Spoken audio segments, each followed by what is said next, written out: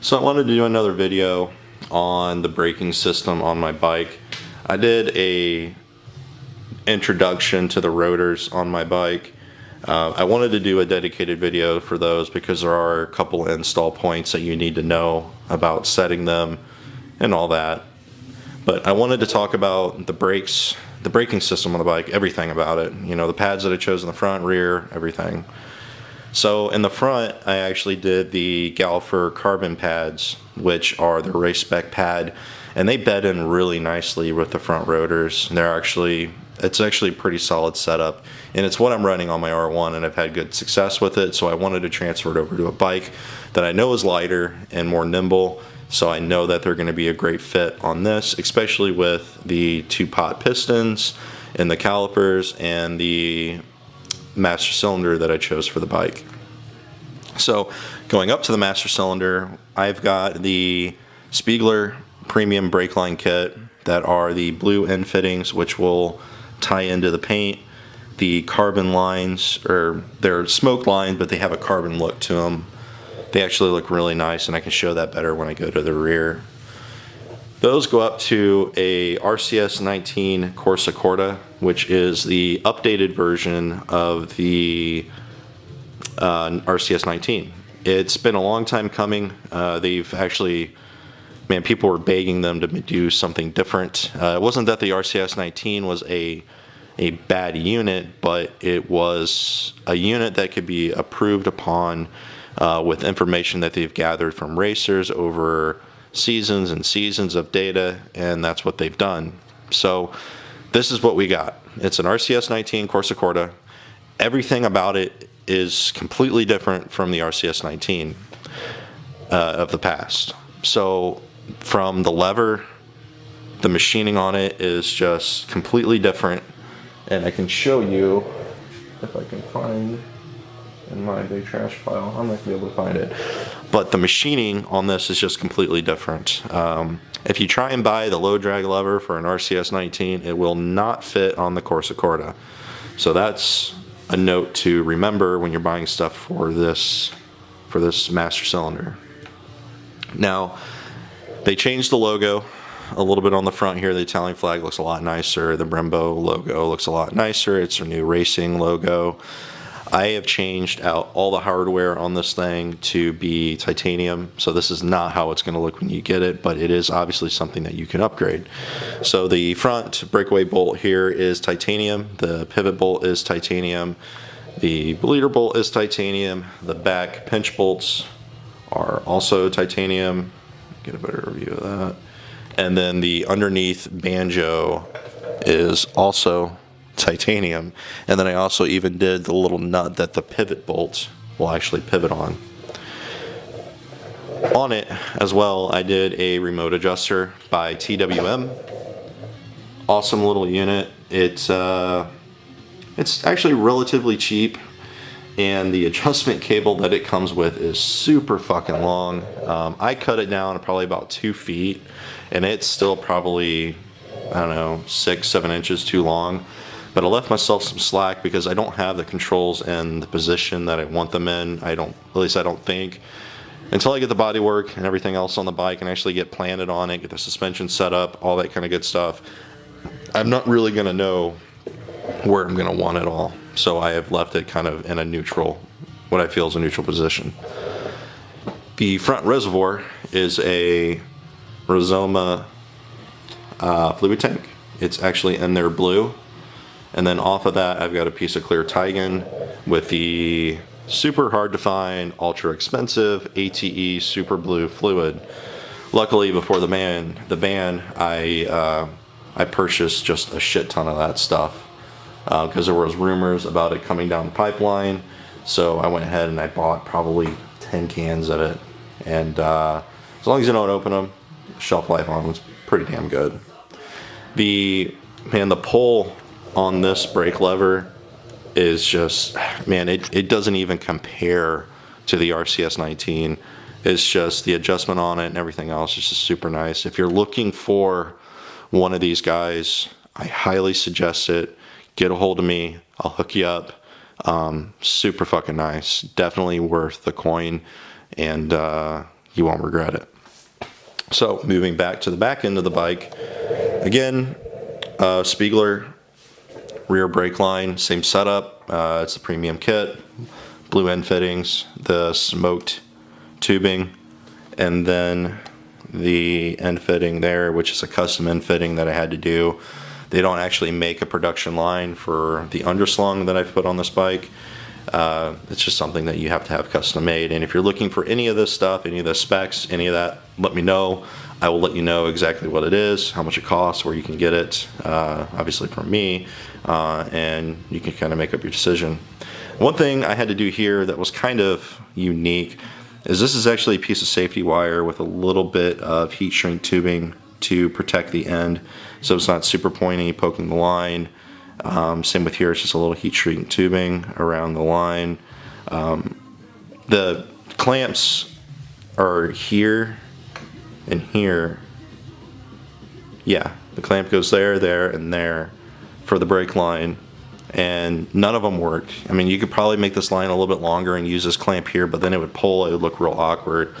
And to me, this looked like a pretty clean setup, just kind of the way it sits. There, you know, my camera to focus, and it sits well on the bike. Alright, so let me get down on the ground here. Now, the underneath is the underslung 84mm NiCad Brembo caliper. Really cool piece, and it's honestly, it's worth the money. I would say almost all the bikes that I have ever owned has gone underslung. I like the look personally, how it opens up the rear wheel, and you know, eventually I'm going to put some aftermarket wheels on this, and I don't know if it's going to be BSTs or if it's going to be Carazerias or if it's going to be Marchesini. I don't really know at this point, but I do plan on putting some aftermarket wheels on this maybe next season. We'll see. But I wanted to open up the back end. I like the look. I like the way it drops the weight. You lose a lot of weight between the OEM unit, the bracket, all that stuff compared to this.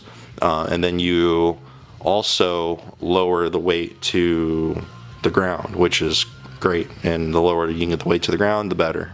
So the caliper itself actually comes with brake pads. It comes with their, I believe they're centered pads, and they should last a really long time for the majority of people.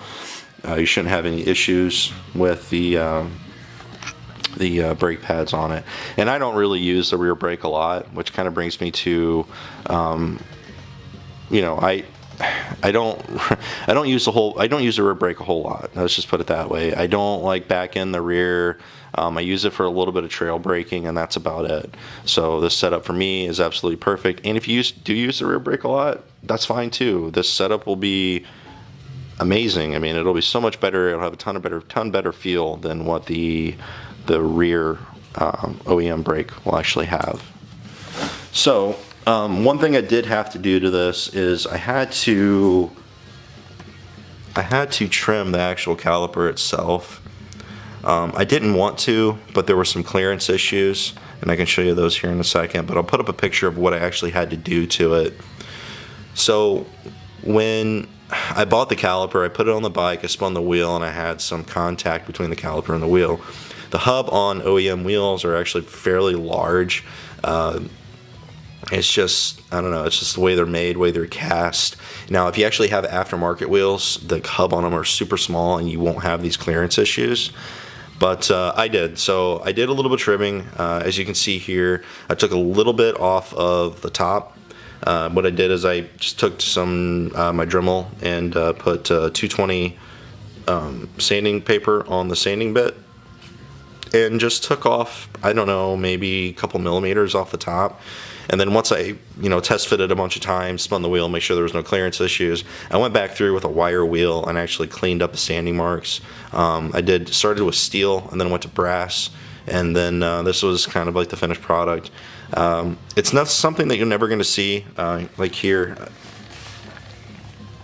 You can't see where any of that was, and the only way you're ever going to be able to tell is if you actually take the caliper off, flip it over, look at the back. But right here, if I can get a good shot of it, it's really hard, and it doesn't help that Like right here, it's super dark. Yeah, I don't know that I'm going to be able to. But you can see, as I spin this wheel, there's a clearance problem right there. Well, there was. There isn't anymore because of what I've done. Yeah, I don't think I'm able to get it to focus. It wants to focus on the rotor, so. But yeah, it's a problem you're going to have. You're going to spin the wheel and you're going to see it hit basically at every spoke, because it gets fatter right there, and it'll hit there and then there and then there. It's just a problem you're going to have. The rear rotor on the bike is actually an eBay rotor. I don't shop on eBay a lot, but you know, there are guys that take advantage of eBay sellers and resell their product and things that they do.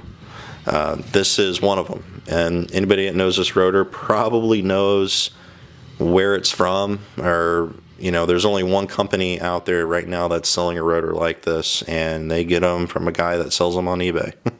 So rather than pay the $60 markup, I just went straight to the source and I bought it from them. Now, I won't do that to people. I try not to resell something that you can find elsewhere cheaper, if that makes any sense. I don't deal with companies that sell on eBay. You know, Brembo pulls things off of eBay every day. They actually file complaints from sellers selling on eBay. It's not something you're supposed to do. And I'm not going to buy a $30 product and then mark it up and then resell it and not state where I got it. So buy these on eBay. I mean, they make them for about every bike. I just simply search R6 rear rotor, and this is the rotor that it came up with. So in the rear rotor, I did titanium hardware, and they're just the blue titanium bolts. And then I also did titanium hardware in the caliper all around.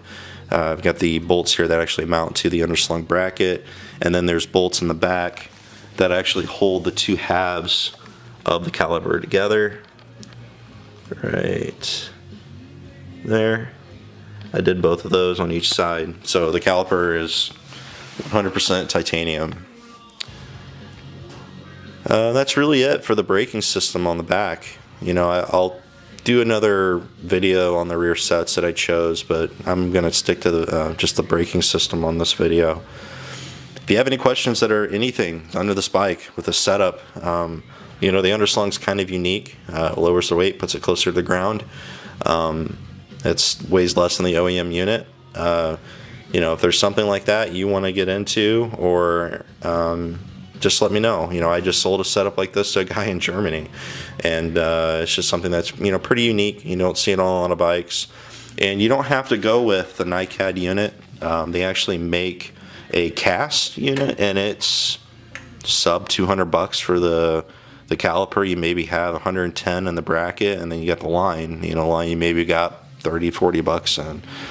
So for a it's decently cheap to do a pretty cool back braking system on the majority of the bikes. You can't do it on all of them, but yeah, on most of them you can.